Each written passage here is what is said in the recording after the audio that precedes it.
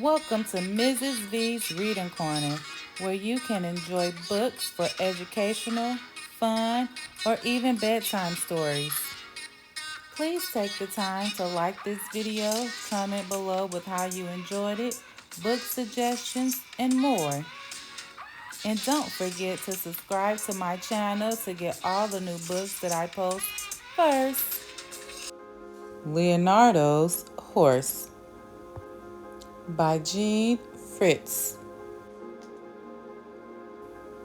Anyone who watched the young Leonardo wander the countryside around his home in Vinci might have guessed that he would be an artist. He stopped to examine everything. He looked at the landscape as if he were mesmerized by it. So it was no surprise when his father took him as a young teenager to Florence to study art. People noticed that Leonardo was different. He dressed differently. While other young men wore long togas, Leonardo wore short, rose-colored velvet togas. He wrote differently, backwards, from right side of the paper to the left. A person would have to use a mirror to read his writing. And he wouldn't eat meat. He liked animals too much to eat anything that had once been alive.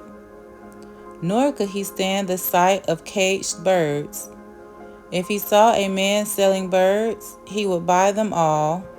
Then he would open the cages and watch the birds fly away. What a flurry they made! How did they do it?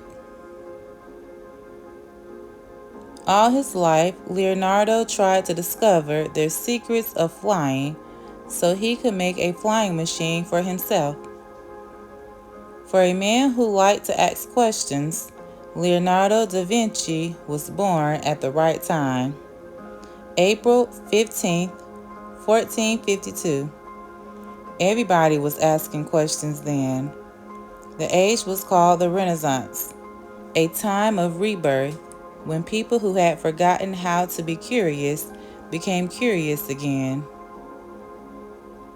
They were exploring new countries, discovering, inventing, looking at old things in new ways. What was the point?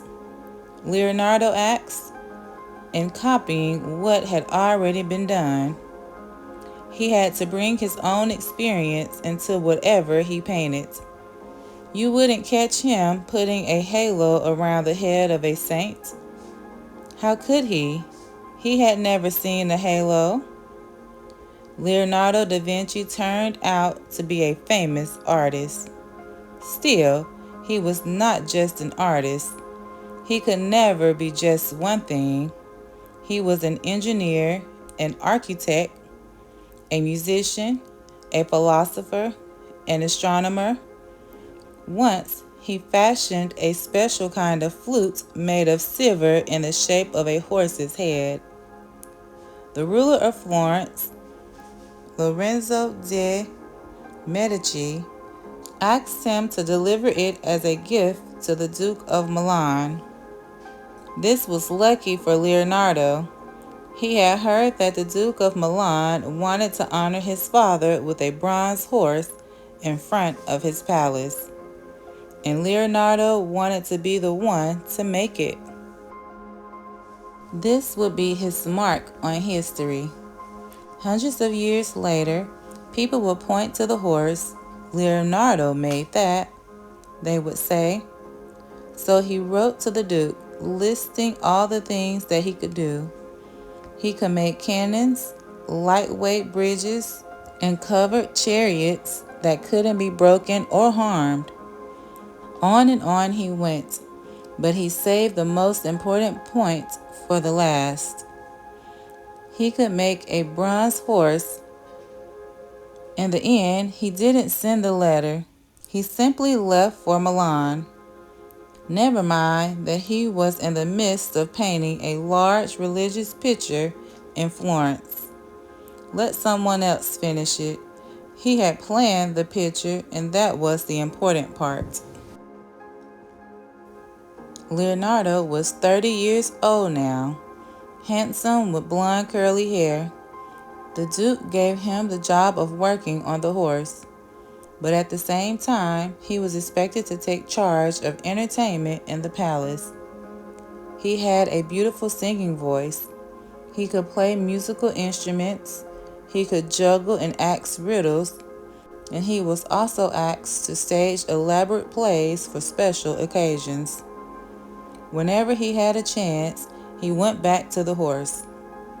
He visited the stables, studying how a horse was put together. He needed to understand everything about his subject. He measured and drew pictures until he knew where all the bones and muscles of a horse were. But you couldn't show all the muscles on a statue, he said, or the horse would look like a bag of turnips.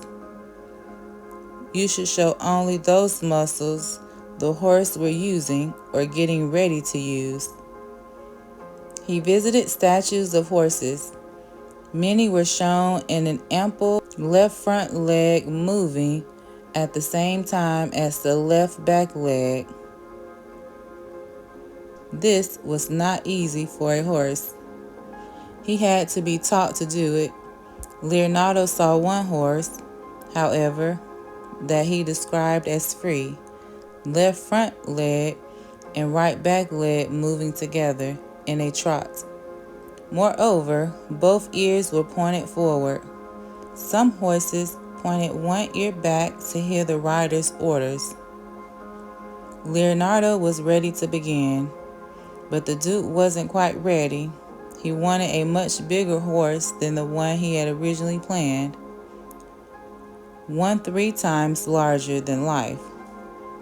Could Leonardo manage anything that large? The Duke wondered. He wrote to Lorenzo, asking him to recommend someone who could do the job. Lorenzo replied, Leonardo da Vinci was the only one. On April 23, 1490, Leonardo wrote in his notebook, I resumed work on the horse. The hardest part would be casting. He collected 58,000 pounds of metal, tin, and copper, which would be heated until it was fluid. This would be turned into bronze and used to cast the horse. But should he pour the bronze all at once? No one had tried a single pouring of anything this large. In November 1493, he had completed the clay model, 24 feet high. It was shown off at one of Duke's special occasions. It was a sensation. But Leonardo seemed to be in no hurry to start casting. Perhaps he wasn't sure how he'd do it. Besides, he was planning a new project. Later in 1498, there were rumors that the French were preparing to invade Milan, and the Duke wanted to be ready. And there was all the metal that Leonardo had collected, just what the Duke needed. So he sent it off to be made into cannons. Well, this is war, Leonardo reasoned. What else could they do? When the French came in 1499, Leonardo and the Duke fled, but the horse couldn't leave. There he was when the French arrived. The archers laughed. Never would they find as perfect a target they did. Pulling back the strings on their bows, they let their arrows fly. Ping, ping, ping. The horse sagged. Ping. Then it rained, and the horse became smaller and smaller. At last, it was nothing but a pile of mud stuck with arrows. Leonardo went back to inventing and painting, but he never forgot his horse. He still wanted to invent a flying machine, but he still couldn't do it. His greatest disappointment, however, was his horse. As Leonardo became older, his hair turned white and grew down to his shoulders. His beard reached to his waist, and he became depressed. What had he achieved? He asked himself. He complained to his notebook. Tell me, he asked, if anything has been achieved by me. Tell me, tell me. It was especially hard when his rival, Michelangelo, taunted him. You, Michelangelo said, who made a model of a horse you could never cast in bronze, and which you gave up, to your shame.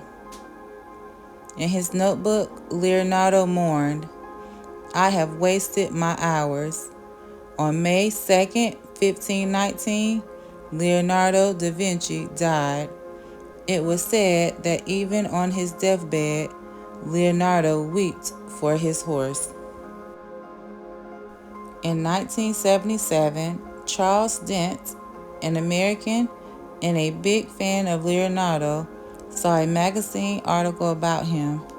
When he read that Leonardo died grieving for his horse, Charles said, let's give Leonardo his horse. But Charles Dent died before work was finished. Later, a sculptor from New York City, Nina Akamu, carried on with Charles' dream. Many people contributed money to help her finish. Finally, on September 10, 1999, in Milan, Italy, in front of huge crowds, the horse was unrevealed. At last, Leonardo's horse was home. The end.